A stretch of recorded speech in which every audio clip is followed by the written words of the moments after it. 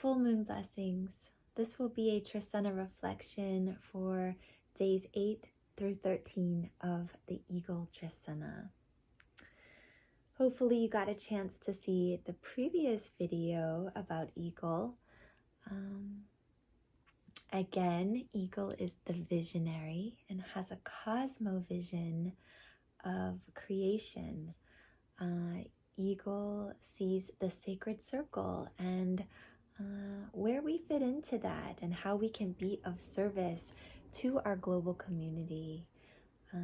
Thank you, Eagle, for helping to rise up, to envision and embark, to spread our wings and soar. Thank you, Eagle, for reminding us to have a panoramic perspective and to trust our wings and to trust, that inner wisdom to lift us and to, bless us with, insights, inspiration. Eagle is on a wall of, mental acuity. And so this is a great time to sharpen our awareness and to, hold a vision, to hone our vision for the highest healing and greatest good of all. Thank you, Eagle. So on day 8 is the holy day of each Trecena, and here we have wind. And so if you are a Tolkien sacred timekeeper, you might know that the previous Trecena before Eagle was wind. And so the 8th day always shows us the Trecena that preceded, the current one. And so in this placement, we honor wind through ritual and reverence, through sacred ceremony. We honor wind as breath of life and spirit of life. And we can appreciate that without the air and without the wind, we could not be, and we could not communicate and express ourselves through the spoken word and through song and through poetry and through all the many ways that we get to be expressed in life. And so thank you, wind, for inviting us to find our flow, to deepen our breath, to come into the present moment with awareness and with thanksgiving and gratitude for another day to be and to breathe. We are so blessed. Each and every day there are infinite miracles that surround and support us and sustain us. And a wind day is a beautiful day to celebrate this and to sing a song, to make a joyful noise, to celebrate again, the breath of life that inspires us and gives us fresh perspective and clarity. And the air helps to clear the wind helps to clear the air, helps us to speak to things that are on our mind or in our heart. The wind wants to move, it wants freedom to flow, and this could be an important time to open up your windows and to get that air flowing, and perhaps even to light some sage or copal or sweetgrass and purify the air. And on this 8th day, we can come into ceremony, whether it's simple and spontaneous or intricate and complex. This is a day to flow with your creative and sacred, it's the word I'm looking for, like just inspired action and inspired words, eloquence. To speak our prayers eloquently is a gift given to the people, given to humanity. And so may we honor our prayers at this time. May we honor the gift of language and communication, and really take a deep breath before we speak, and we really honor the breath before we make our prayers. And it's important to remember the great circle of creation. When we're making our prayers, we remember to include the others and all of our relations. Wind is, and you know, has the potential to be a great ally for us, right? Our breath, we can learn to trust our breath and to deepen, and to not, be afraid to look within, and to breathe, to meditate. Okay, breath work. All of these practices help us to transform, right? The breath, it's often overlooked as such a helpful ally, and sometimes we even know this, but we don't take the time each breath to, even for 5 minutes, to get quiet and get centered and connect to the lungs, connect to the heart, connect to the pulse, to the ebb and flow of the wind within us. This is, we all share the same air, and this is so sacred. And so this 8th holy day is an incredible day, and actually for the next 20 days the wind will be in this holy tone. Okay, and so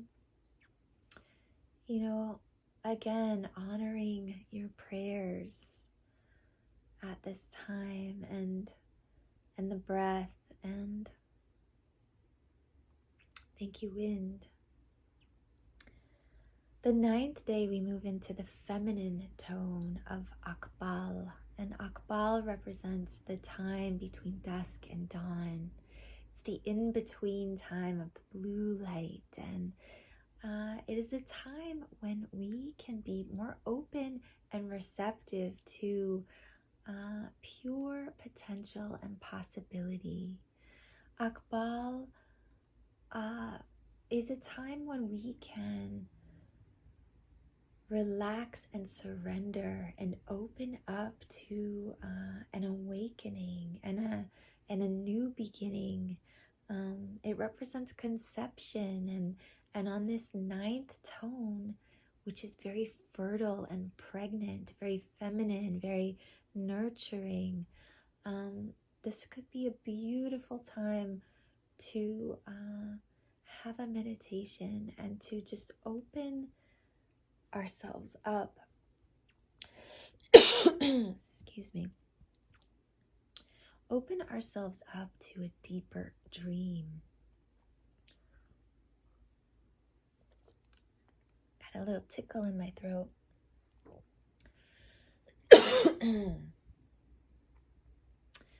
Thank you, Akbal, for holding us and allowing us to bask in this beautiful energy. It's very, very divinely feminine, very nourishing. And it's not about doing, it's about letting go and receiving, and just being open to, possibility, opening up to some daydreaming, to, again, an awakening of the divine feminine. And even if you're a man, you can still connect to this powerful energy that is full of grace, full of acceptance and surrender. It's a, definitely such a beautiful energy to bask in and to allow ourselves to just be, and to not be in a rush, not to, be thinking about the list of chores and all of the things that tend to circulate in the mind. But when we let the mind grow quiet and we get still and we sit in that blue light. Now, I love the time of the dusk. So right now on the East Coast, it's I'm finding, I like to sit 8:30 to 9. Feels really luscious, like it's an oasis of settling energy that is so supportive to that deeper dreaming. So thank you, Akbal. On tone 10, the tone of inspired action and community, we have Akbal Khan, or Kat. This is the seed or the net. Okay, so it represents the seed that we plant, but also the harvest and the net that we gather the harvest with. And so this is a beautiful time to get out in your community, have a communal potluck, celebrate the summer, celebrate the beauty of shared resources, and Khan is about abundance and about fertility. It's a very, and this tone of 10, it's saying there's more than enough for everyone. This is about the community. This is about the coming together and the being nourished and celebrating together. So let's see, what day is that? So that's Thursday of this week on the 16th. So that would be an excellent evening, for some community getting together and community gathering. And again, for the next 20 days, this will be, Khan will be in this tone. And so it is a time when we can think about the members in our community, think about, those folks that we really resonate with and the people that we really want to be part of our web, and it's like a network, right? The net is also a network. And this also might be a time when we want to think about those folks, that might be time to kind of cut that cord and, untangle ourselves from the web from certain webs, from particular people, maybe even organizations or things that we're a part of. It might be that we need to drop the weight from our net, okay? And this is the time of the eagle, so we want to have clarity around the folks around us and the communities we are a part of, and the different the different webs around us. We don't want to be caught and trapped in a web. We want to be in celebration and to be in community in meaningful, supportive, helpful ways that feel good. And so thank you, Khan, for reminding us to have discernment during this Eagle Trecena around the people we're spending time with. And thank you, Khan. Thank you, Eagle.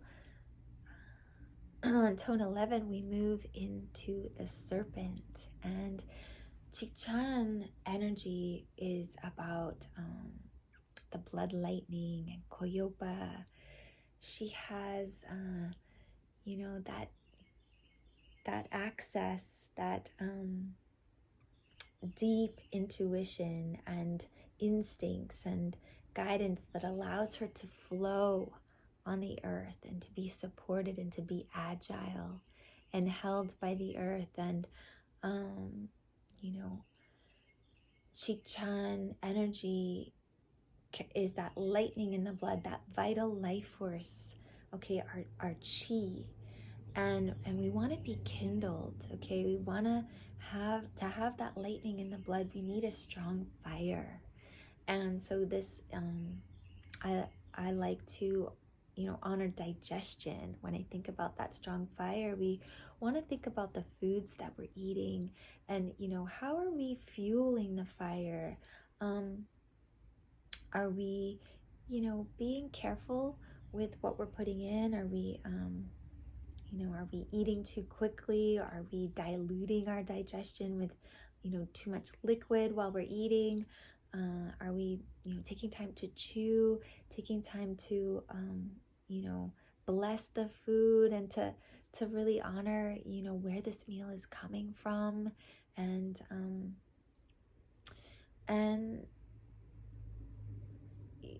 serpent is an awal of wisdom, okay, and we have that. I think about like that, those gut instincts, right? That wisdom inside where we know we can feel in for that wisdom, right? Feel in for that gut, the gut to tell us, right? It's an intelligence. And in order to be making good decisions and letting that inner guidance, that inner fire light the way, we've got to have a fire, right? If it's smoldering, if it's not vital, we're not really flowing in life. We're not really being guided by that inner wisdom. And so serpent reminds us to honor the wisdom, okay? The wisdom that is that we want to learn to access through intuition, right? But also higher wisdom that is, within the great mystery. So serpent is a nawal of,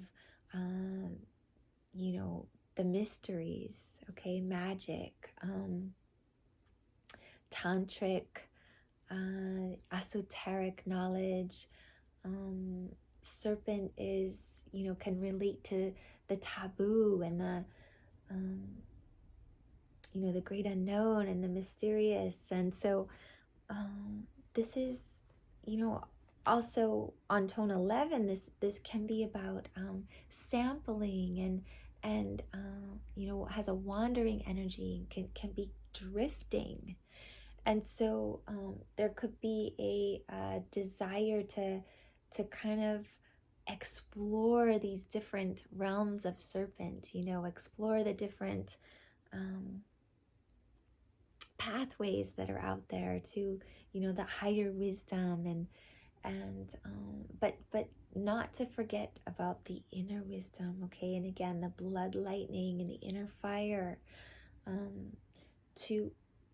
We don't want to be so consumed with reaching out and reaching externally for answers and for, knowledge, but we want to be honoring as within, so without, as without, so within, and really feel that, that kindling that lights the way. Okay, thank you, serpent. Thank you, Chikchan. Thank you for your wisdom, your guidance, and alliance. Serpent and eagles sit across the wheel from each other on the calendar round. So serpent and eagle are on this axis, and this is the Quetzalcoatl axis. This is the winged serpent, the plumed serpent. And so Quetzalcoatl brought the sciences of agriculture and astronomy to the people, and these were taught together. They weren't separate. They were part of this overall, all-encompassing, way of life and teaching. And so, may we honor this axis between the serpent and eagle, and feel that connection to, the earth, heart of sky, and dark feminine, divine masculine, these different qualities of yin and yang, and mystery, and the sight and the flight. It's definitely a potent time to hold a new vision. Okay, eagle again is the visionary, and so and he sees the circle of creation, or she sees the circle of creation, and eagle really sees the serpent. Okay, they look right across on this axis. They see each other, and there is this is a superpower. Okay, there's 10 of these relationships in the Tzolk'in calendar, and these are a superpower. So that might be a future conversation. I still have a tickle in my throat. 11 moves us into tone 12. So this will be the weekend update for Saturday, okay, and for Sunday. Tone 12, we have Simi Kame, which is the death and rebirth. It is the well of transformation, and this can bring up our fears. It can bring up uncertainties and lack of trust, lack of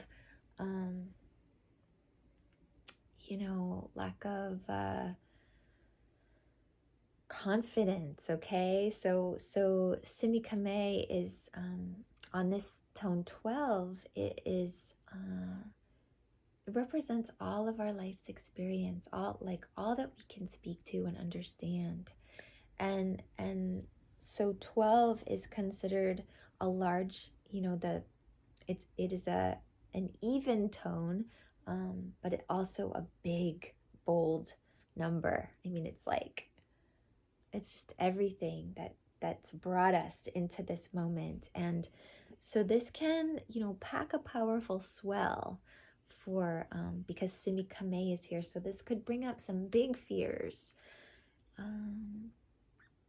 But we want to trust in the eagle medicine of this Trecena, trust in our sight, trust in our flight, trust in our wings to lift us up so that we can really see with a higher perspective, okay, and not be fearful and having just tunnel vision and obsession about the fears, not to feed the fears, but to see the bigger perspective and see the solutions, or the ways to transform our fears. So Simi Kame is a world bridger. It's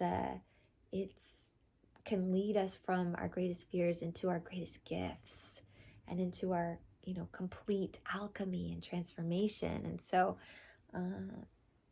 this could be a great time to look at maybe some of the things that you fear, and how can we how can we see that in a new light? Try to see with that eagle vision and that cosmo vision, and also welcoming in the alchemy, welcoming in transformation that is gentle and joyous, and of course for the healing of all, for the good of all. So thank you, World Bridger. And now on tone 13, we come to Manik. Manik is the sacred buck, and this is the cosmic tone.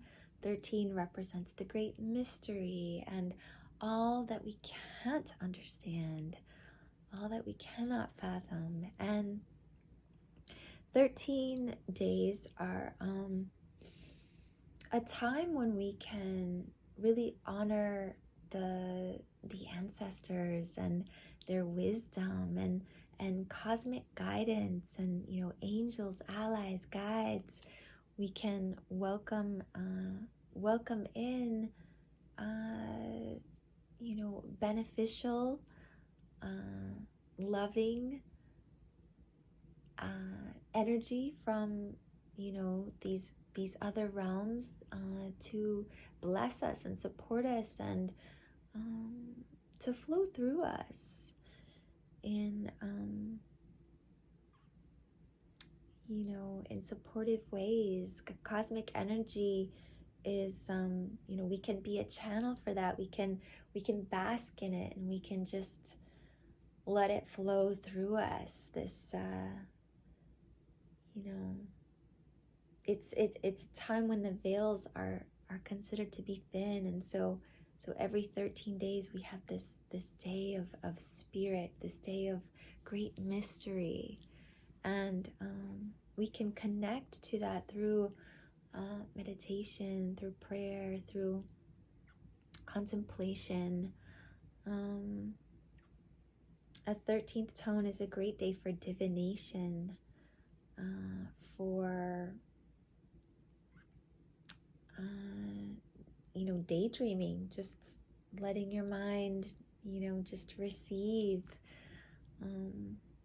to just open up, right? Open up to that infinite and expansive blessing, okay, of the angels and the allies and the ancestors.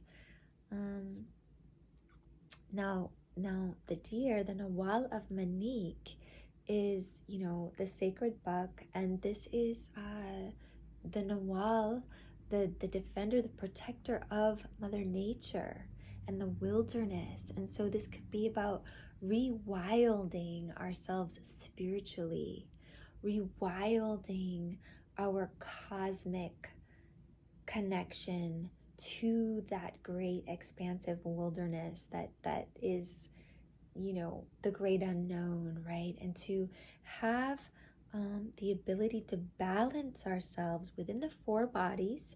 So the Nawal of Manik is said to have a leg in each of the four directions, okay, and also each of the four elements. And so it's completely balanced within itself and held with this fourfold energy that is very stable and steady.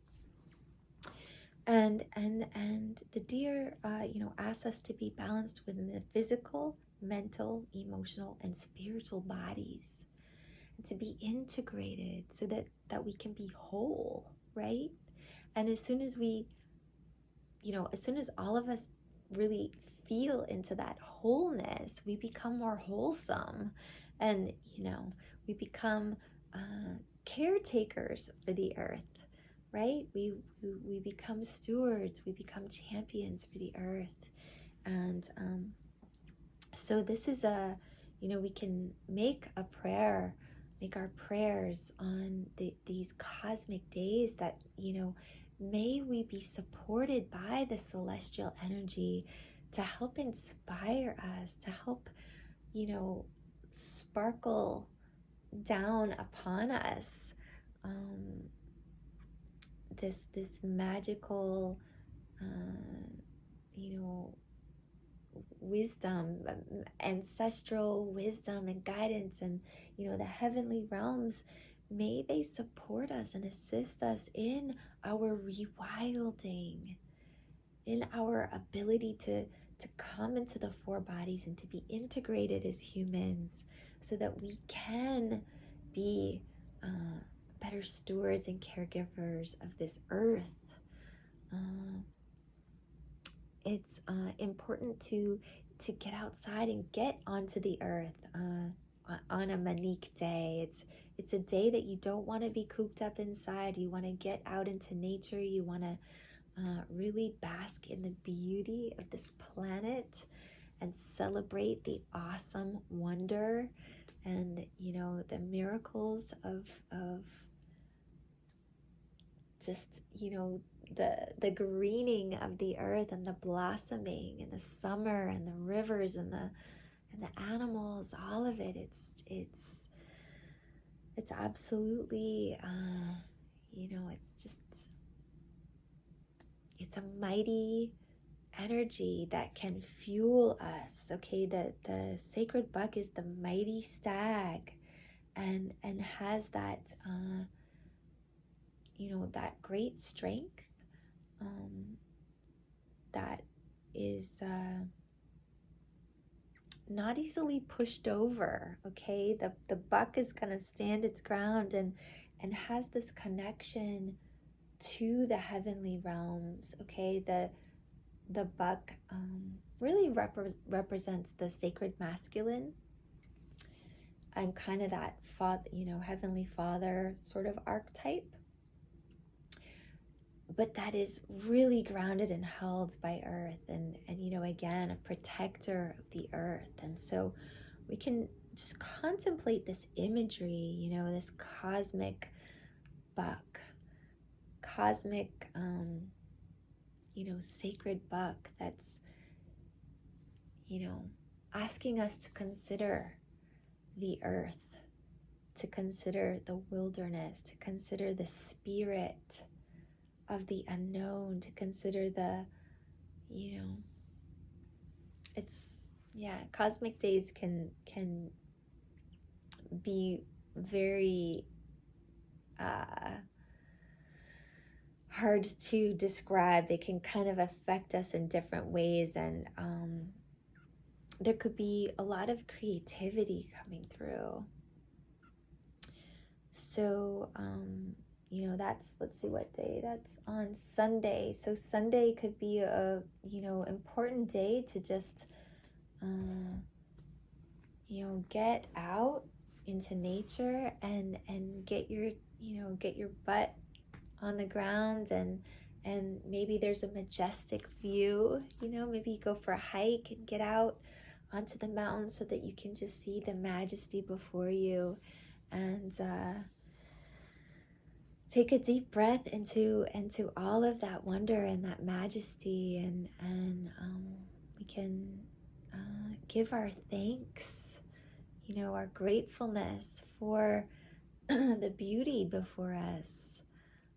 Beauty before us, behind us, beside us, beauty above and below us, beauty around us, beauty surrounds us, beauty within, beyond us. I hope you have enjoyed this Trecena reflection for days 8 through 13 of the Eagle Trecena.